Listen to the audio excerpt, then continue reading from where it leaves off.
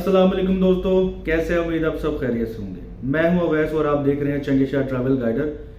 आज की मेरी इन्फॉर्मेशन जो है वो तुर्की विजिट वीज़ा के हवाले से है और इसमें मैं जो कुछ डॉक्यूमेंट्स के अंदर जो चेंजिंग आई है उसके बारे में इंफॉर्मेशन दूंगा, टाइम के बारे में इंफॉर्मेशन दूंगा, कौन सा जो डॉक्यूमेंट है, कौन सी उसके अंदर जो नई चेंजिंग्स आई हैं वीज़ा की हवाले से, फ़ी के हवाले से और किस जगह पे आप अप्लाई कर सकते हैं। आज मैं इसके बारे में कंप्लीट इन्फॉर्मेशन दूंगा, तो रेडी हो जाए गाइस। लेकिन शुरू करने से पहले आप सब दोस्तों से एक दफ़ा गुजारिश है कि काइंडली मेरे चैनल को सब्सक्राइब कर लें, बेल आइकन लाजमी दबाएं और अगर मेरी वीडियो अच्छी लगे तो अपने दोस्तों के साथ शेयर लाजमी करें और कमेंट लाजमी किया करें, क्योंकि आपके कमेंट से ही मुझे पता चलता है कि मेरी कौन सी गलतियां हैं और कौन सी चीज़ों के ऊपर मुझे कभी भी काम करने की ज़रूरत है।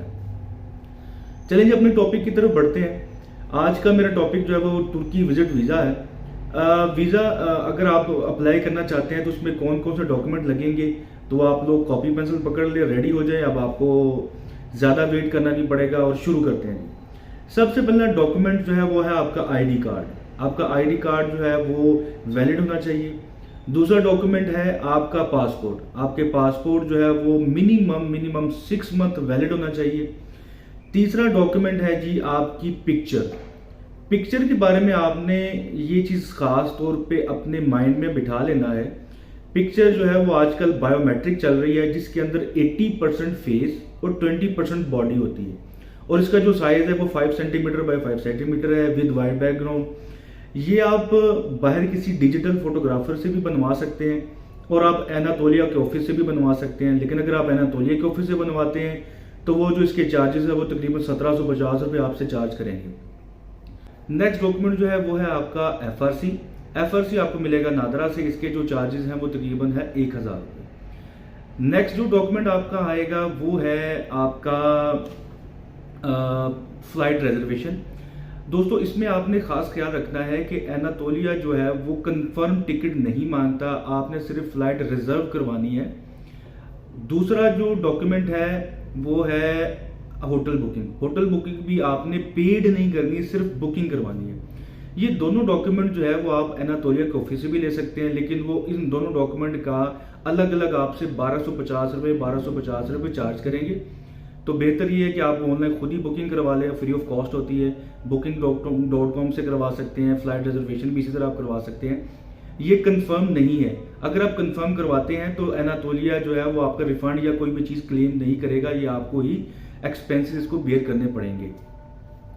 नेक्स्ट जो है इसके बारे जो नेक्स्ट आता है वो है आपका बैंक स्टेटमेंट। बैंक स्टेटमेंट आपका मिनिमम 4 मंथ की होनी चाहिए और इसका जो क्लोजिंग बैलेंस है वो मिनिमम 4 से 5 लाख रुपए होना चाहिए क्लोजिंग बैलेंस। नेक्स्ट डॉक्यूमेंट जो है वो फिर है आपका account maintenance letter. Account maintenance letter भी आपको सेम ब्रांच से मिल जाएगा जिस बैंक में आप अपना अकाउंट मेंटेन कर रहे हैं, वो आपका जो है वो अकाउंट मेंटेनेंस लेटर भी इशू कर देंगे, जिसमें डिटेल लिखी होती है आपका अकाउंट कब से कब तक है और कब से आप उनके साथ ऑपरेट कर रहे हैं। नेक्स्ट डॉक्यूमेंट आता है आपकी हेल्थ इंश्योरेंस। हेल्थ इंश्योरेंस दोस्तों अगर तो आप यूरो में लेते हैं तो 30,000 यूरो होने चाहिए। अगर आप डॉलर्स में लेते हैं तो 50,000 डॉलर को कवर करना चाहिए और इसकी जो चार्जेस हैं वो 2500 से लेकर 3000 तक हो सकते हैं। ये वेरिएबल हैं और ये चेंज हो सकते हैं आपकी एज के लिहाज से और आपका पर्पस ऑफ विजिट के लिहाज से चेंज हो सकता है, लेकिन ये 2500 से 3000 में ये कवर हो जाते हैं। इसके बाद जो वेरी नेक्स्ट है जो और सबसे इंपॉर्टेंट है वो है आपका कवर लेटर। कवर लेटर दोस्तों आपने इंतहाई उसको समझ बूझ के साथ और आपने अच्छे तरीके से आपने डिफाइन करना है, लेकिन जो आपने डिफाइन करना है वो सिर्फ सिंगल पेज होना चाहिए। ऐसा नहीं है कि आप कोई 8-10 पेजेस लिख दें अपने कवर लेटर के ऊपर। कवर लेटर के अंदर इंफॉर्मेशन क्या होती है कि आप बैसियत कौन है, आपका पासपोर्ट नंबर क्या है, आपका आईडी कार्ड नंबर क्या है, आप करते क्या हैं, आप जा कहाँ रहे हैं और किन किन जगहों पे आप जाएंगे, कितना टाइम पीरियड वहाँ पे रहेंगे और आपने पाकिस्तान से लेके किस किस तरीके से आप सऊदीया में पहुँचेंगे, तुर्की पहुँचेंगे, तुर्की में आप किन किन जगहों पे जाएंगे और किस तरह आप वापस आएंगे पाकिस्तान। ये सब कुछ इसके अंदर लिखा हुआ होगा डेट वाइज।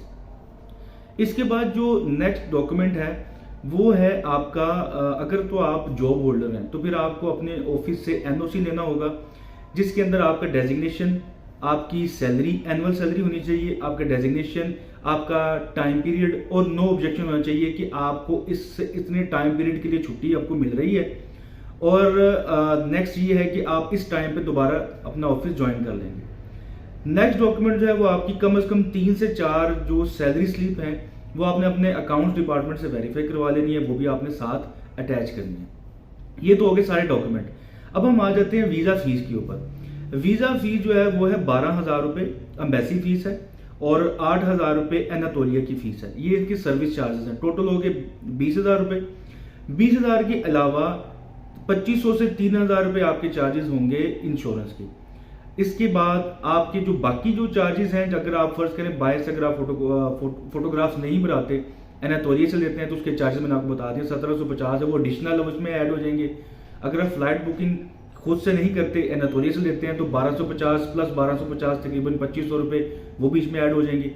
इसके अलावा अगर आप वहाँ से कोई फोटोकॉपीज करवाते हैं उसके अलग से चार्जेस हैं, या कोई कोरियर के चार्जेस अलग से हैं। ये सब मिला मिलू के वो आपको ऑन द स्पॉट वहीं पे करने होंगे। और इसका जो टोटल टेनोर है वो 15 से 25 दिन का है।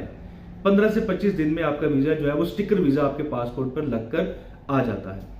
एक चीज़ का ख्याल रखिएगा, क्योंकि आपको पता है कि जैसा कि आजकल जैसे तुर्की में रुझान था टीआरसी लोग वहाँ पर लेते थे।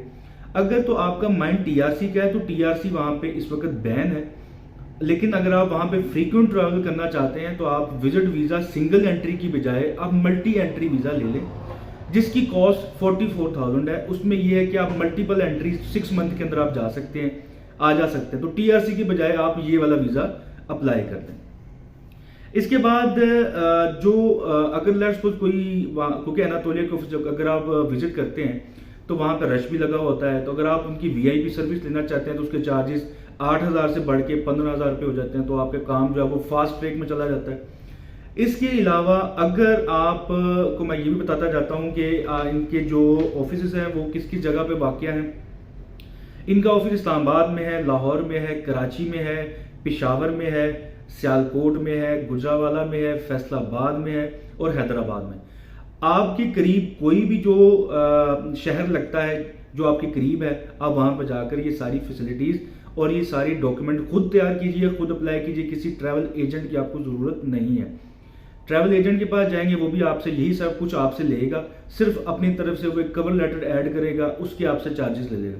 कवर लेटर आप खुद बना सकते हैं। खुद बनाने के बाद आप बीच में अपनी फाइल तैयार कीजिए। और एक चीज़ का खास ख्याल रखिएगा, जो चेंजिंग डॉक्यूमेंट की आई है वो है आपका 5 ईयर ट्रैवल हिस्ट्री।